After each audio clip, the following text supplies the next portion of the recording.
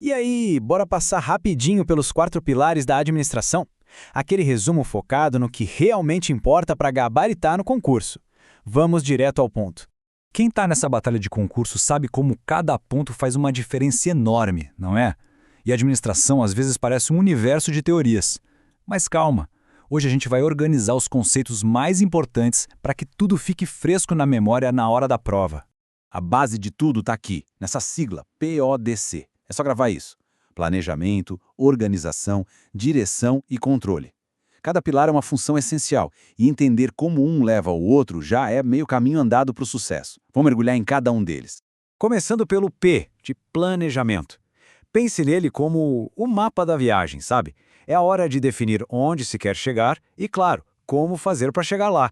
Sem um bom planejamento, qualquer organização fica totalmente à deriva.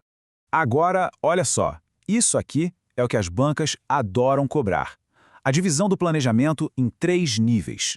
Lá no topo, o estratégico, que pensa no longo prazo, no futuro da organização inteira. No meio, o tático, que transforma essas grandes estratégias em planos para os departamentos, com prazo médio.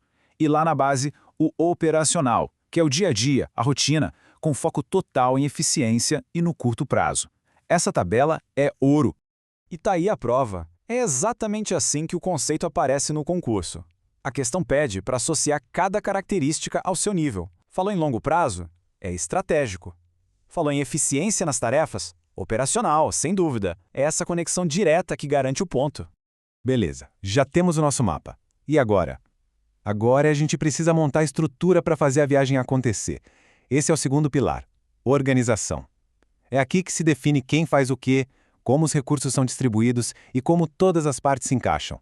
E dentro de organização, tem uma distinção que sempre aparece: mecanística versus orgânica. Pense na mecanística como uma estrutura mais rígida, formal, cheia de regras, bem burocrática. Já a orgânica é o oposto, é flexível, adaptável, perfeita para ambientes que mudam o tempo todo. A imagem aqui deixa essa oposição bem clara. E aqui vai uma dica de ouro, uma daquelas pegadinhas clássicas de prova. O autor Mintzberg, num primeiro momento, definiu 5 configurações de estrutura. Só que, mais tarde, ele adicionou uma sexta, a missionária. E qual é o problema? Algumas bancas consideram 5, outras já consideram 6.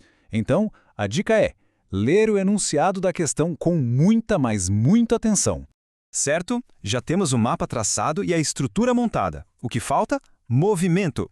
E esse é o papel da direção, o nosso terceiro pilar. É a função que lida com o motor da organização, as pessoas. O foco aqui é liderar e motivar as equipes para tirar o plano do papel.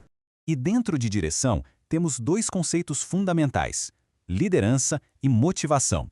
Liderança é a capacidade de influenciar os outros. Já a motivação é aquela força que vem de dentro, a vontade de agir. São coisas diferentes, mas que andam juntas. Um bom líder é aquele que sabe como despertar a motivação na equipe. Sobre liderança, esses 3 estilos clássicos são figurinha carimbada em prova. O autocrático é aquele que centraliza o poder, decide tudo sozinho. O democrático envolve o grupo na decisão. E o liberal ou laissez-faire é o que dá total autonomia para a equipe. É fundamental conhecer as características de cada um. E no campo da motivação, esses nomes são essenciais. Herzberg, com seus fatores higiênicos e motivacionais, Skinner, com a ideia de reforço do comportamento, e McGregor, com as visões opostas das teorias X e Y. Ter familiaridade com esses autores já é um passo enorme. Finalmente, chegamos ao 4º e último pilar, o controle. Se o planejamento é um mapa, o controle é a bússola. É a função que fica monitorando o desempenho para ter certeza de que a organização está no caminho certo. E se não estiver, é o controle que ajuda a corrigir o rumo. O processo de controle segue uma lógica bem clara, em 4 etapas. Primeiro, se define os objetivos e padrões. Segundo, se monitora o que está acontecendo na prática. Terceiro, se compara o desempenho atual com o padrão definido. E quarto, se for preciso, entra a ação corretiva. Simples e lógico. O ponto crucial aqui é que o controle não é algo que se faz uma vez e pronto. Como o diagrama mostra, é um ciclo contínuo.